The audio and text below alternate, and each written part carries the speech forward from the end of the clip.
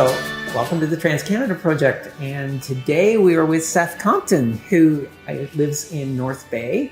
For those of us who come from a little bit closer to some bigger centers, we think North Bay is a rather small place. But when you come up to this place and see this amazing space that Seth has set up for the youth in the area here, it absolutely blows my mind.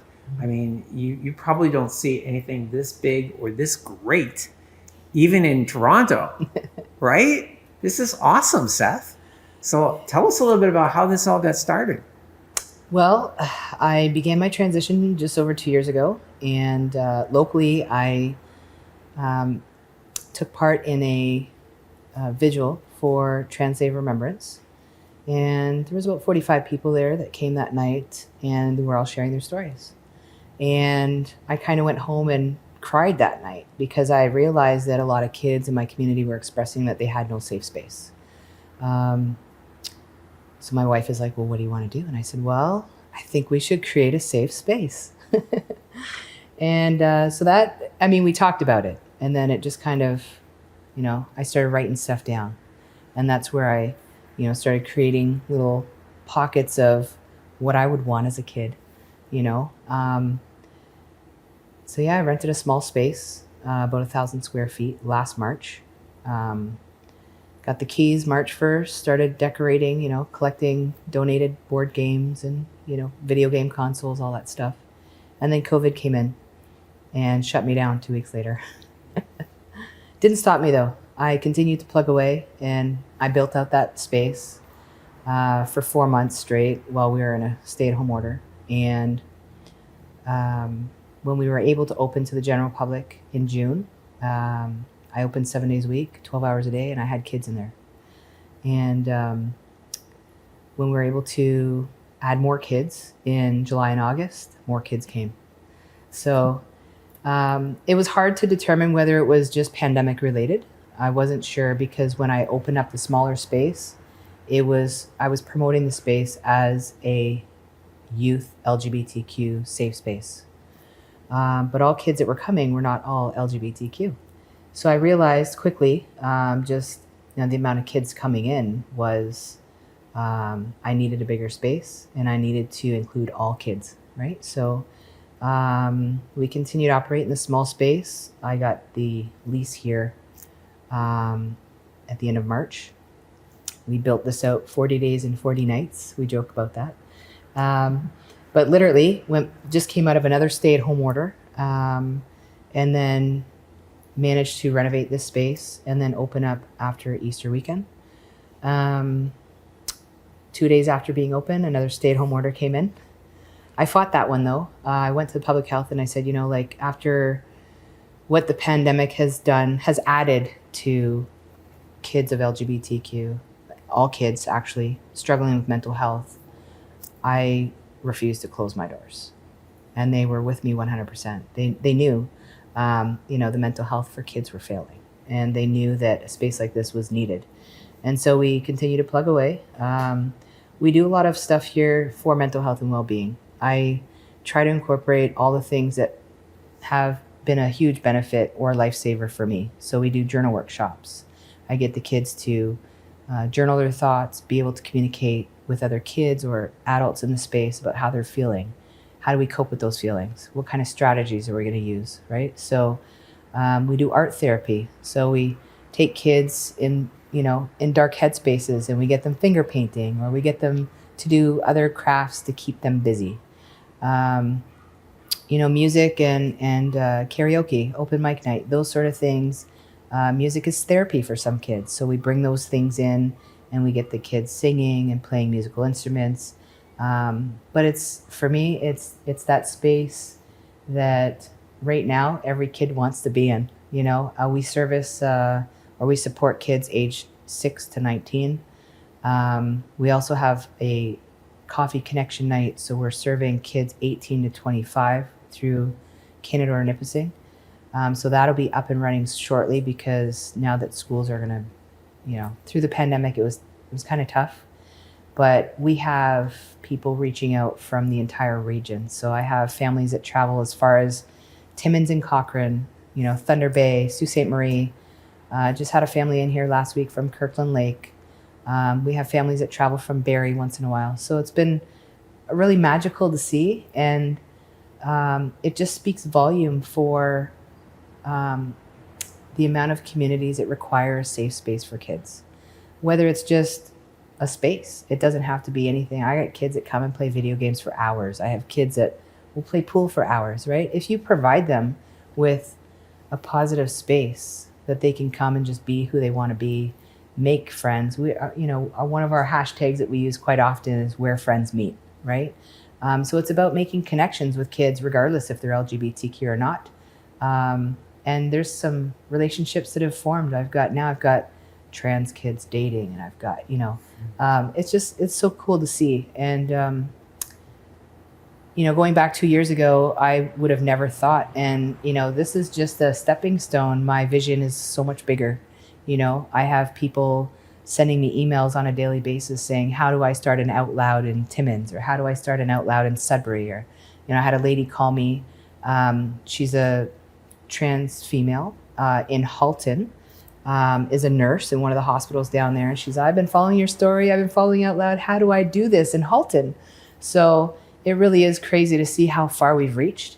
I have followers in Australia and Brazil and, the Philippines. And I hear kids, they're sending me messages that, my parents would kill me if I came out as gay. Or, one night I got a phone, like a message at 2 a.m. And my wife's like, what are you doing? I'm like, I'm talking a kid out of committing suicide. Right? So you didn't realize back then that, starting a safe space would create so many ripples. It's just been a fun, it's exhausting. Mentally, it's just seeing so many children struggle. I mean, I was raised in foster care. My mom's an alcoholic. My parents separated when I was very young. So my upbringing was all over the map. So when I refer to, quotes, be who I needed to be when I was younger, I try to be that for the kids here. I think it's important that they have that one person that they know is not going to give up on them. That one person that if they are sitting up late at night contemplating taking their lives, they know I'm on the other end 24/7. I get told I should turn my phone off once in a while, and I'm working on finding that balance, because it's very difficult when you get involved with a vulnerable population. So it's not just, regular kids. You have kids of all sorts. I have a group of Indigenous children that come and use the space. I have a group of trans kids, and they come from smaller communities, smaller than North Bay, so they have zero support. I've had parents come to me and say, how do I get my kids on hormones? Where do I go? There's no resources, right? So I try to funnel all the information that I can get and out to these families so I can get these kids in their proper forms, So it's definitely been a fun adventure, but definitely worth every penny. You say some of the inspiration for some of these things came from your own youth, what you would have liked. Yeah, there's so many things here. Like, where do you get all the inspiration for all these different stations? Well, I'm a video gamer. I love to play video games. My wife will cuddle up on the couch for hours and watch me play. But it's also a way that I can connect with my kids, because gaming is so big nowadays. So in order for me to connect with my own children, we bring in the gaming consoles. And I see kids come, and they're all different ages. They'll line up on the couches and they'll be playing certain games where they can have multiple players. I have one kid will come in here for hours, play on the PlayStation 4, and it's a game that she used to watch her dad play, and her dad passed away. So I love that she can come in here and spend a few hours playing that game, and that puts her in a mindset of the memories that she's created with her dad. Not everybody has a story like that, but the skate ramp. I was huge into skating when I was younger, and I figured if I put a skate ramp indoors, it would bring in that section of kids that love to skate. Even if it was a piece where kids would just line up and sit on the top of the ramp and just have a conversation, it was still a conversation piece. So it was, everything in here is just bringing different kids together, utilizing different things that kids like to do. Yeah. And the books that you have here, a lot of them are stories that have trans themes or LGBTQ themes? Very important. We have, like I said, there's a huge population of trans kids and a large population of LGBTQ students. So when we talked about, it was funny because in my old space, I wanted to create just a corner of that room because it was just really a big room, like a little library nook kind of feel, so that people could sit on some of the couches around the bookshelf and just kind of have conversations. So it started out as a decor piece. And then I had one of the adults come in and say, I would love to start a book club. And I was like, oh yeah, let's do it. So then you have all those kids that are avid readers, another feature where kids are coming in and they're borrowing books and they're involved in the book club that we run once a month and they're bringing in books to donate. And it just kind of, and we have a local used bookstore. They've been around for 100 years and they love and support everything we do here. So they're constantly sending books over or giving us deals. And, it's when I first opened up this space, it was about having the community invest in the space with me. Most of the financial portion of the space comes from me. We applied for a charity status back in January. So that is slowly coming to fruition, but it's been a lot of work. I mean, you don't just apply for a charity status. There's a lot that goes behind that, creating a board of directors, bylaws, policies and procedures. So I've spent the last 18 months working on that and making sure that I'm able to sustain this space for a long period of time because it's needed. You have a full-time job besides doing this, right? You must be exhausted. I'm tired some days, but when you get out of bed every morning and you love what you do, it doesn't feel like work. Mm-hmm. Mm-hmm. So you have a population that's mixed here, cis kids, LGBTQ kids. What kind of population do you see? Like what kind of percentages do you see, and how do they mix? They mix very well. Surprisingly, they do. For such a small community, I think the kids right now are just looking for stuff to do. So when we bring them into a space like this where you have things for everybody to do, you're going to have a group of kids hanging out over here playing video games. You might have a group playing pool. You'll have a group playing air hockey or a couple kids sitting at the tables reading a book. A couple kids skating, right? A couple kids lined up here at the canteen just conversing with the adult operating the canteen. So it really is, it's neat to see. And like I said, relationships are being formed. So you have,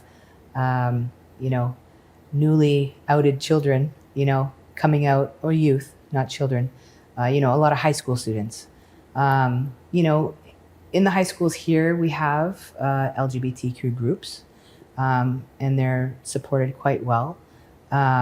So there's those groups coming here, but then out of those groups, you have all their cisgender friends, right, hanging out with them. So they come and start mingling with the other kids. And it really is just, it's magical to watch, because you see in so many other communities or larger cities that there can be so much hate. But we don't tolerate any of that here. And the kids that do visit the space know that I don't tolerate any of it, right? So it's very important to keep it a safe space, and every kid that comes through the doors knows that. Mm-hmm. So you say a lot of this is funded by yourself. How can people help you out if they wanted to help you? We have a section on our website where people can donate.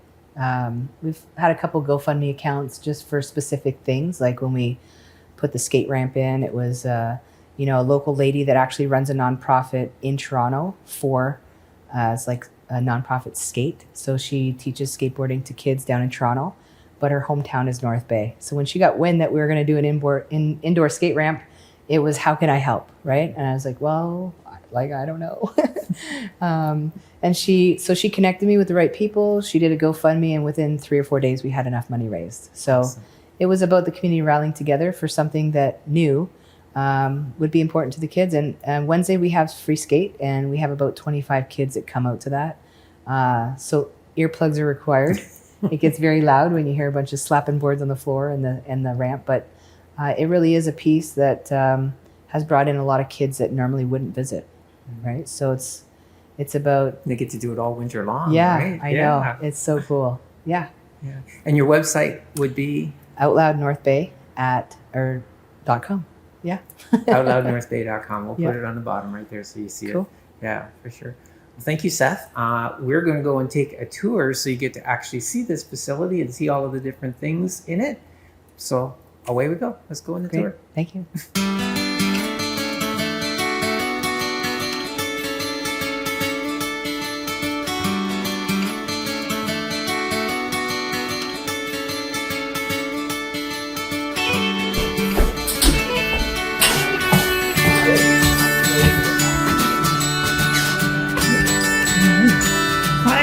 Hi. Welcome. So we're going to give you a little tour of OutLoud North Bay. We'll start in the washrooms because this is where it all happens. We had the Itty Bitty Kindness Committee come in with a bunch of kids and paint different flags on the doors. And it's our gender neutral washroom. So you don't have to use the bathroom that has your flag on it. No, not at all. And the kids love it. It's just, it's a really cool concept, right? Mm-hmm. We fight so hard in the school boards and everywhere else you go to have a gender neutral washroom. So that was the first thing that we wanted to make sure that we covered here. So just outside of the washroom here, we have a corner that is set up as a heating station, I guess. But we have a local soup kitchen that helps us by providing prepared meals. Twice a week they drop by and they provide about 60 to 80 prepared meals, both visits. So the kids know that they can come and eat whatever is donated here. We also have before and after school snacks, so the kids come and just kind of help themselves to this corner of the space. This, in my mind, is just to kind of help those kids that have food insecurities. I do see about 60 to 75 kids a day, so if we do require more meals, it's just a phone call away and the soup kitchen comes in and helps us out with that. But everything in this space is things that I needed as a kid or things that I see kids need, right? So over here we have that's my office. So one of the kids is superhero Seth on the door. He's pretty handsome, I'm not gonna lie. Anyways, nothing but a desk and printer in there. But in here we have a clothing closet, so the kids know there's no door here. They come in, they can go through the clothes that have been donated to the space. We also put together personal care kits, so anybody that needs shampoo, deodorant, toothpaste, toothbrushes, condoms, tampons, it's all here. So they just need certain items, they can come in and grab what they need, or they can grab a whole care kit. Wow, The kids keep this area pretty tidy. And they go through all the donations and pick what they need.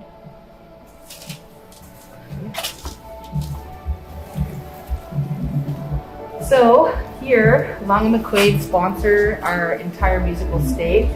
Every Friday night we host open mic and karaoke. The kids love karaoke. I haven't really seen the vision of a full band up there yet because for the kids their anxiety levels, even though they can play, it's just a little bit to the roof right now. So, but yeah, karaoke is a huge hit. We have a lot of kids that will come in and sing.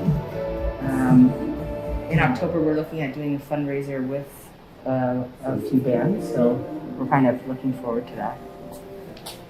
So the artwork is done with me, a few adults, and some of the kids in the space.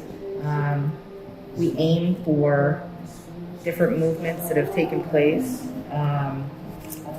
I have one gentleman, he comes in and he says, every time I see George Floyd, I'm triggered. Is there something else you could paint there? And I said, no. I said, I see the same images in the news that you saw. And I feel like, we need to be a voice in order to make things change. So the image stays, right? And I know it's tough for some people, but, as a trans person, it's tough for us too, right? There's different things that we have to fight for on a daily basis. And I feel like, having Sylvia and Marsha up there is one of those important movements too, right? So, So anyways, we got a half pipe. I've got a couple more skate features coming in later next week. We do free skate lessons every Wednesday with a different group in town that are skate coaches. And we'll have a few more pieces added to the mix next week. But we have a company Ramp to Rail from down south, Toronto area, that come up and install that for us. And again, everything in this space is something I needed as a kid or wanted as a kid. So it's been kind of fun to see all the kids just kind of come in and find their own little zone. We have a book club, so our own little library. Anything with a rainbow sticker on it is either LGBTQ related within a story or an author. So the kids know they can come in and check out books. They get a 30-day. They check them in, check them out. And that's that. We have a book club too once a month. We have one of our adult volunteers. She'll sit with the kids and pick a selected book and go over it with them. Through the space, we have different gaming consoles set up, large screen TVs, board games, video game consoles. So they'll come in. This one's pretty popular for the Wii to be super cool nowadays is kind of fun to watch because it kind of outdated itself. But you got 8 or 10 kids in here with the remotes all playing Mario Kart, so it's really fun to see. So in here, we normally have a carnival coming up. So the kids are responsible for making their own little booths and games out of cardboard. So it's been interesting to watch unfold. But this here is set up as just kind of like a quiet space. We do have kids that are high functioning autistic or have sensory issues where they can't be around large crowds. So we've created this space for them. So same idea, the board games, puzzles, TV, so a little bit lounge, but we have the computer stations. We do resume building workshops. We have kids come in, and we have adults, actually, teachers and EAs that come in and do homework help with the kids through the school year. So, and some kids will come and just surf on the internet because they don't have internet at home or they don't have a smart device. So they'll come in and check their emails and do whatever they do online. In the far corner over here, we have a little workout section. So this kind of just opened up, but we do have Zumba nights, we do meditation workshops, we do yoga as a big group through the front of the space there. But we do have kids, a lot of kids that wear binders won't go to your average gym. So this year feature was important for me because there are a lot of kids that want to go to the gym, that want to work out, but just don't have the nerve to walk into the men's change room or whatever it is, right? But here, I've got kids doing their thing, and they come in, they put in 30, 45 minutes, and they do their own workout, right? Which is kind of cool. I have my CanFit, so I can do personal training. I normally do 30-minute boot camps with them as a group versus just individually, but the kids don't know that yet, that I have that experience. And on this side here, we operate a canteen. So it operates in two ways. We use buttons, just like we would cash. So the community here know that we have a pay-it-forward button program. It's how we operate the canteen normally. If kids have money, they can come in and spend their money, certainly. But every visit, they get one button. So they can come up and ask to use their button to get a bag of chips, a can of pop, a chocolate bar, ice cream, all that stuff. And we make it so that it's no big deal, right? That button is equal to cash and no questions asked, right? And that's important for me because a lot of kids, they don't have much, right? So we have movie nights here too. We use the big wall there by the skate ramp, and we play new features. Not a lot of kids can get to a movie theater, right? So it's all about trying to provide things for the kids in the community that they wouldn't often get, have. We're doing a school bag fundraiser right now to get back to school supplies, backpacks, lunch bags, all that stuff right now for some of the kids in the space. I got a lady across the street, she's got 9 kids, and they're here 5 days a week, right? So it's just magical to see because mom is reconnecting with her kids. She comes and she hangs out here with the kids. So it's really neat to see. Sundays when we're open through the school year, we offer the family board game day. So we often see families come in and actually sit down with their kids and play board games, have a coffee, right? So it's really neat to see. But yeah, it's what North Bay needed, right? So we're working really hard at just kind of creating that safe space and bringing in different organizations to connect with the kids as well. So we do a lot of arts and culture, especially Indigenous. It's a very Indigenous community. So we've connected with a couple organizations in town, the Métis, the Indigenous Friendship Center. They come in and they do beadwork workshops, and we make dream catchers, those sort of things, right? So it's really just about keeping the kids busy. Because if you keep them busy, they're healthy here and here, right? But if you're not able to, provide them with programs or a way to connect with other people, they're out doing things they shouldn't be doing, right? So And we offer different workshops too for 2S LGBTQ as well. For parents, we do a parent network night to educate parents on how to support their kids coming out or how to deal with other people, because they're supporting their kids, but they are concerned about what other people are going to think. So we bring in different organizations to do that too. Other than that, this is it.